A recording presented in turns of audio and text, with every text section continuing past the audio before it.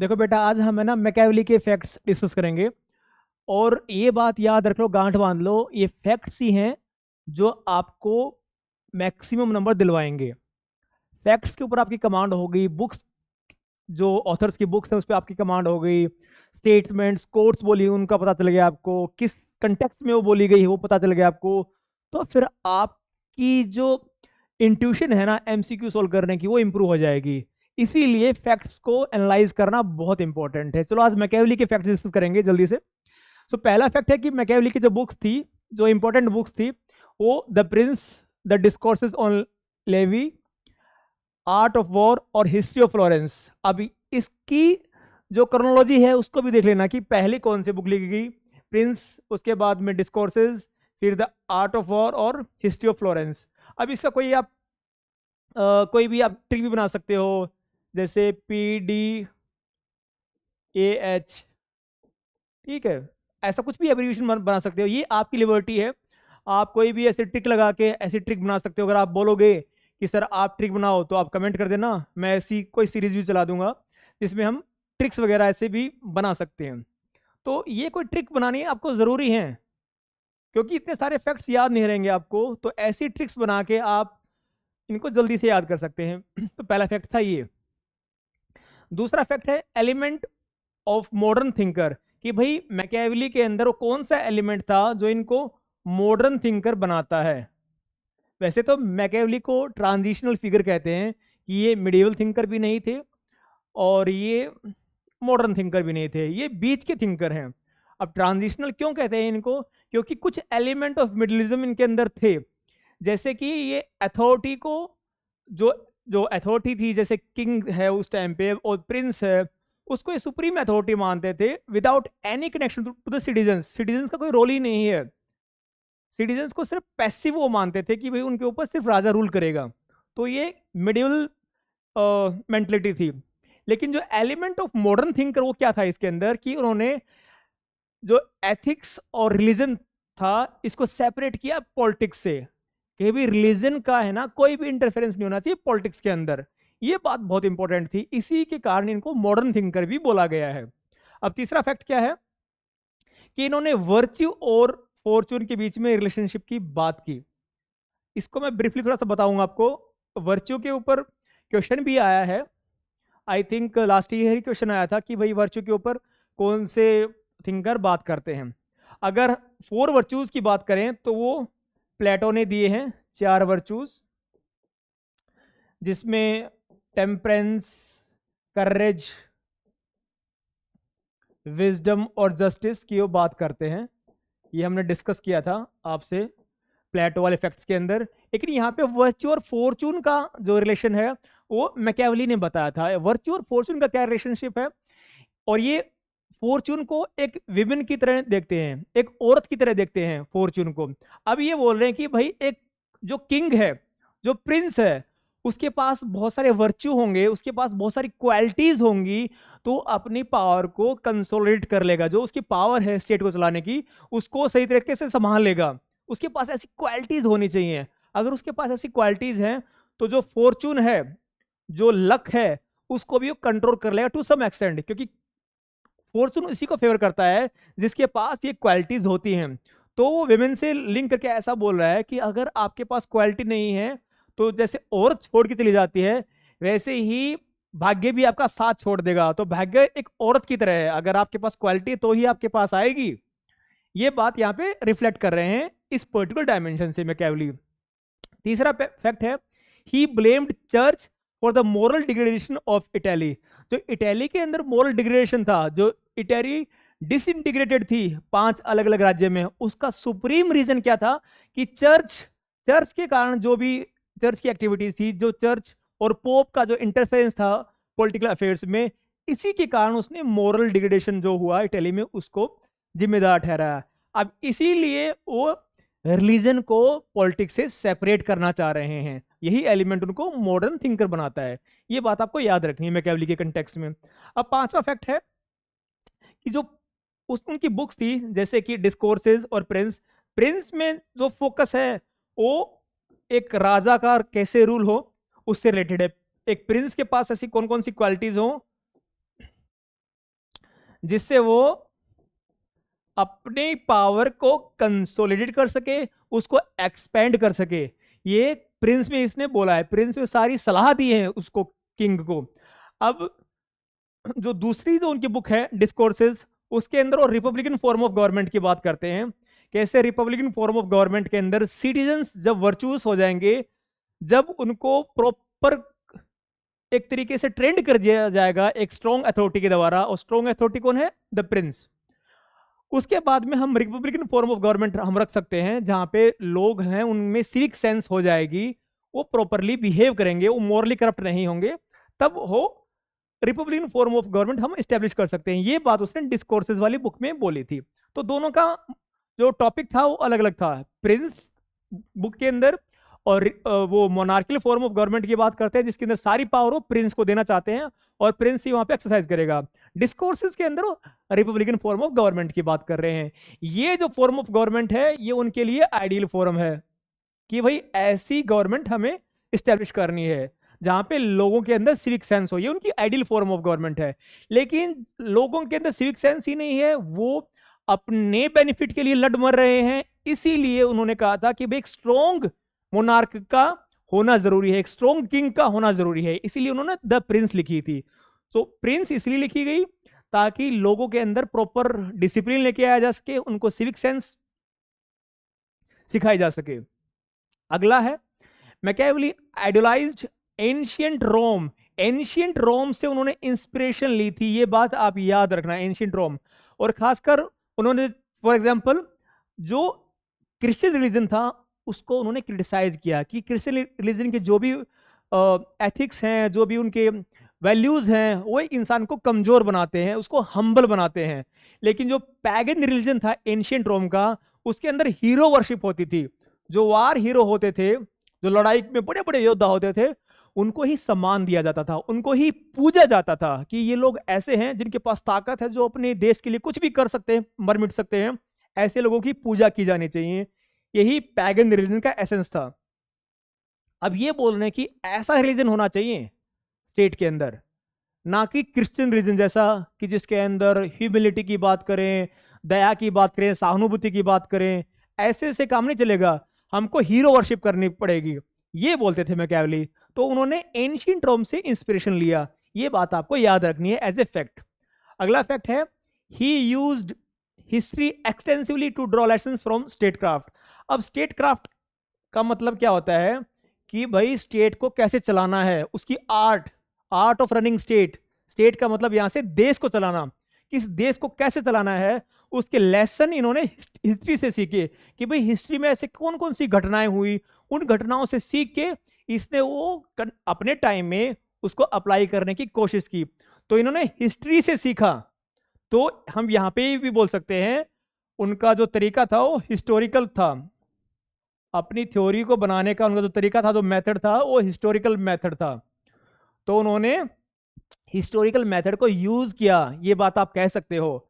Empirical method को भी उन्होंने यूज किया कि जो घटनाएं हुई थी, जो एग्जाम्पल्स हुए थे, उनको देख के, उनसे सीख के उन्होंने अपनी बुक्स लिखी ताकि वो जो भी रूलर्स हैं उनको गाइडेंस दे सके। ये डायमेंशन आपको यहाँ पे याद रखनी है। उसके बाद he did not support private army. अब ये प्राइवेट आर्मी उस टाइम पे जो बड़े बड़े किंग्स थे वो प्राइवेट आर्मी रखते थे। प्राइवेट आर्मी का मतलब ये भी मिडियल इंस्टीट्यूशन था।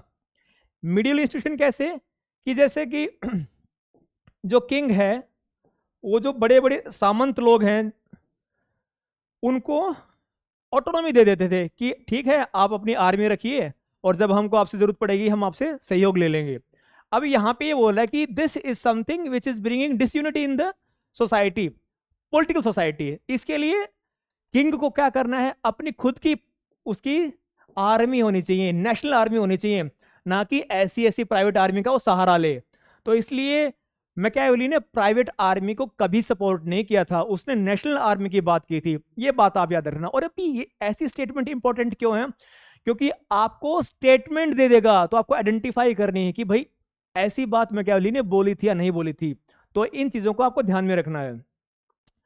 अगला फैक्ट है he propagated dual standards of morality. ये ड्यूल स्टैंडर्ड्स ऑफ मोरालिटी बहुत इंपॉर्टेंट बात है मैकियावेली के कंटेक्स्ट में। इसने ड्यूल स्टैंडर्ड ऑफ मोरालिटी की बात की थी कि भाई रूलर की मोरालिटी अलग होगी और जो सिटीजन्स हैं उनकी मोरालिटी अलग होगी। अब ये मोरालिटी क्या होती है? ये होता है क्राइटेरिया कि क्या अच्छा है क्या बुरा, उसको बोलते हैं मोरालिटी। ठीक है, अब रूलर के लिए अलग ही मोरालिटी होगी, उसके लिए जो आम लोगों पे जो एप्लीकेबल वो नहीं होगी, क्योंकि लॉ बनाने वाला ही रूलर है। वो कुछ भी करेगा अपने स्टेट को बचाने के लिए, वो सभी जायज है। एंड जस्टिफाई मीन्स हमारा एंड क्या है? हमको स्टेट को बचाना है, पावर को बचाना है, उसके लिए हम कुछ भी करें हमारे लिए वो सही है। ठीक है, उसने इस बात को जस्टिफाई किया। लेकिन प्राइवेट इंडिविजुअल्स पे वो एप्लीकेबल नहीं है। उनको तो जितने भी जो हमारे वैल्यू सिस्टम है उसको मानना ही पड़ेगा। उनकी मोरालिटी अलग है, रूलर की मोरालिटी अलग है। तो उसने ड्यूल मोरालिटी की बात की। देखो बेटा, अगर कन्फ्यूजन हो ना, कुछ समझ में नहीं आ रहा हो, तो आप कमेंट करके मेरे को बता दिया करो। उसके बाद में हम हमारी जो वीकली डिस्कशन क्लास करेंगे जिसमें आपके डाउट्स होंगे उसमें हम डिस्कस कर लेंगे।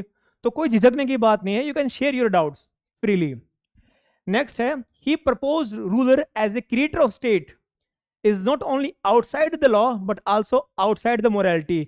अब यही चीज ड्यूल मोरालिटी वाले में जो हमने डिस्कस किया था वही रिफ्लेक्ट कर रहे हैं यहाँ पे कि भाई जो रूलर है वही स्टेट को बना रहा है, क्रिएटर ऑफ द स्टेट, और यही लॉ भी यही क्रिएट कर रहा है।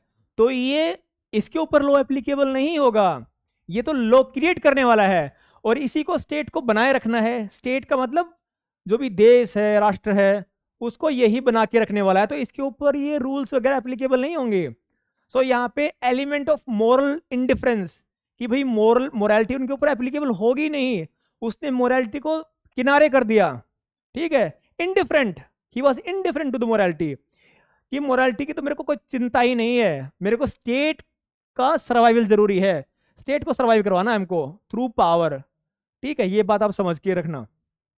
उसके बाद में for Machiavelli and justify means, ये बात आपको हमेशा याद रखनी है कि उसने इस बात पे फोकस किया कि भाई मीन्स चाहे कुछ भी हो, उल्टा सीधा चाहे कुछ भी करो आप, मोरल इंडिफरेंस दिखा दिया उसने कि मोरालिटी हम पे एप्लीकेबल है ही नहीं, कि अच्छा बुरा क्या है समाज में आपके ऊपर एप्लीकेबल है नहीं, आप कुछ भी करो।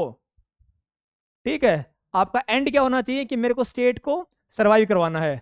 अगर स्टेट का सर्वाइवल खतरे में है तो आप कुछ भी कर सकते हो, वो आपके ऊपर एप्लीकेबल है ही नहीं।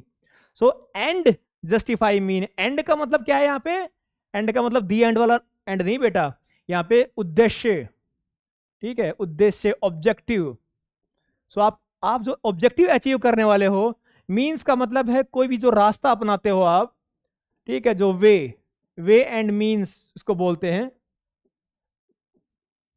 तो जो रास्ता आपने चुना, जो मार्ग आपने चुना, वो इतना इंपॉर्टेंट नहीं है जितना कि जो उद्देश्य आपको अचीव करना है, जो ऑब्जेक्टिव आपको अचीव करना है, that is important. So and justify means जो आपने अचीव कर लिया वो जरूरी है। आपने किसी तरह भी नकल मार के पास हो गए एग्जाम में, पास होना जरूरी है, नकल मार ली उससे हमारा कोई मतलब नहीं है। ये है आपका एग्जाम्पल एंड जस्टिफाई मीन्स का कि भाई माँ बाप की डांट से बच जाएंगे, चलो कुछ कैसे भी करके हमारी बीए तो पास हो गई, चीटिंग करी उससे कोई मतलब नहीं है। ठीक है, अब सीयूटी का एग्जाम निकाल के अच्छी यूनिवर्सिटी में जाएंगी, बीए में चीटिंग करी तो कौन पूछता है। So and justify means and में मेरे को क्या मिलने वाला है, मैं सिर्फ उनसे ही कंसर्न हूँ। एंड में स्टेट की सर्वाइवल और सिक्योरिटी जरूरी है मेरे लिए, यही मैकियावेली बोल रहा है।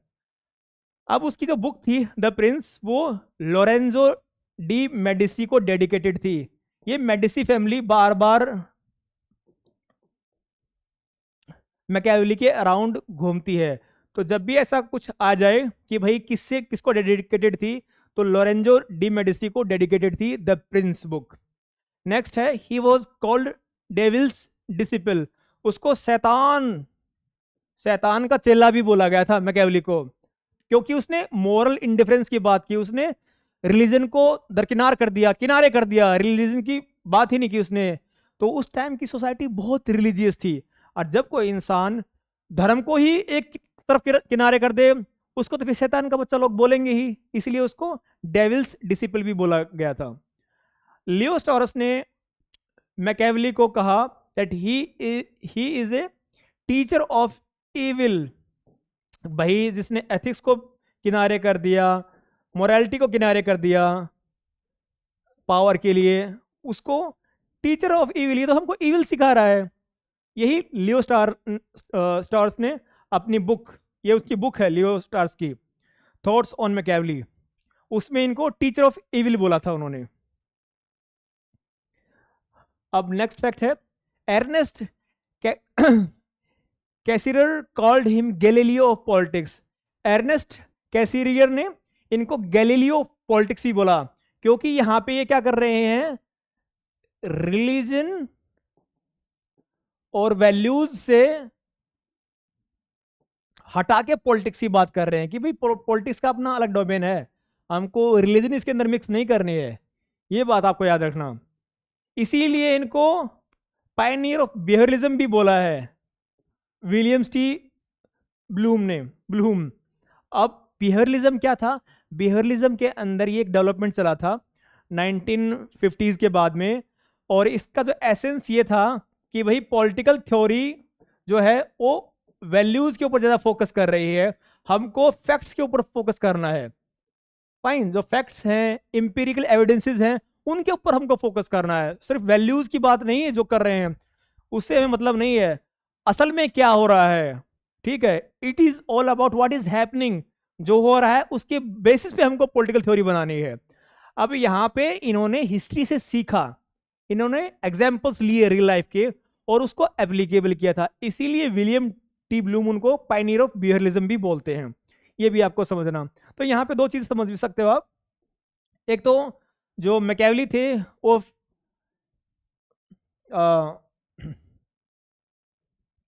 एम्पिरिसिज्म की बात करते हैं जो हमने पहले भी डिस्कस की,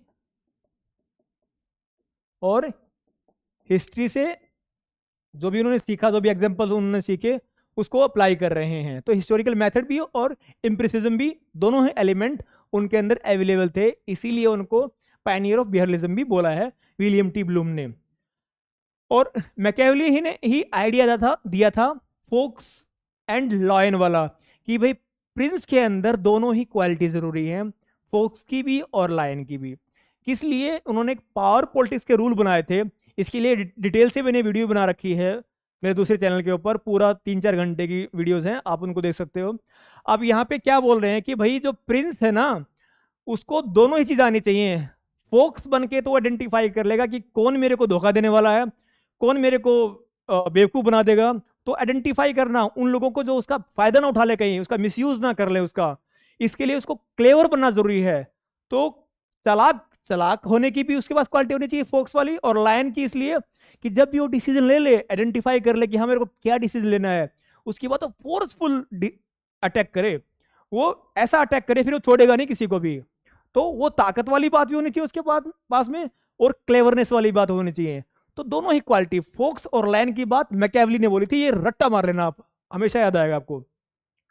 उसके बाद में इसको रियलिस्ट भी बोला गया है, आईआर थ्योरी में भी इसके आइडियाज एप्लीकेबल हैं। अब यही बात देख लीजिए आप फोक्स एंड लायन वाली भी, कि भाई इंटरनेशनल पॉलिटिक्स में आपको दोनों ही तरह क्लेवरनेस भी दिखानी है आपको डिप्लोमेसी के अंदर, और फोर्सफुल भी रहना है आपको। तो ये एलिमेंट जो इसका रियलिज्म का एलिमेंट है वो आईआर के अंदर भी बहुत प्रोमिनेंट है। और मैकियावेली को, होब्स को, ये जो सारे वेस्टर्न पॉलिटिकल थिंकर थे उस टाइम के, इनको रियलिस्ट थिंकर भी बोला जाता है। थुसिडिड्स था, ये सभी रियलिस्ट थिंकर हैं इन टर्म्स ऑफ आईआर। अब जो लास्ट है उसमें ये बोल रहा है कि prince must be feared than love, कि जो प्रिंस है, जो सलाह दे रहा है प्रिंस को ये कि भाई आपको ऐसा बनना है कि लोग आपसे डरें, जरूरी नहीं आपसे प्यार करें वो, क्योंकि प्यार इंसान अपनी मर्जी से करता है, वो डरेंगे, डर के आपको फॉलो करेंगे, वो आपकी मर्जी से करेंगे। तो उन्होंने ये कोट बोला था that prince must be fear than loved, कि उसको ऐसा बनना कि लोग उससे डर के उसको फॉलो करें। ठीक है, तो ये सारे हमने मैकियावेली पे एमसीक्यू और ये फैक्ट्स हमने डिस्कस किए। जो भी आपके एमसीक्यू बनेंगे इन्हीं के अराउंड बनेंगे, इसमें दूसरे फैक्ट्स मिक्स करके आपके एमसीक्यू बनेंगे। वही आपको आइडेंटिफाई करना है कौन सा कोट बोला था, कौन सी उनकी बुक्स थी, क्या क्रोनोलॉजी थी, इन सारे फैक्ट्स को ही बना के ही क्वेश्चन आपके बनने वाले हैं। तो I hope you enjoyed this. अगर कोई भी आपके सजेशंस हो, कुछ समझ में नहीं आया हो, तो आप कमेंट कर सकते हैं। Thank you dear students.